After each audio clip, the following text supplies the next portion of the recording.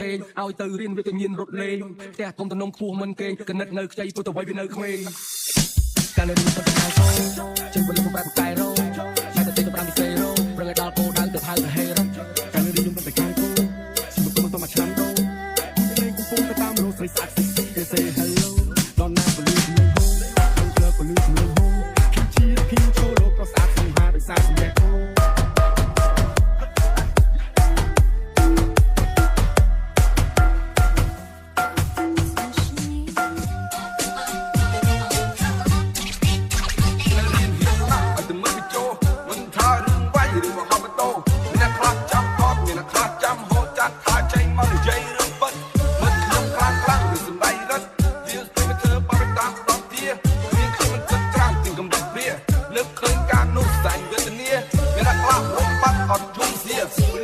Please welcome to Mr. Eat on the Mix.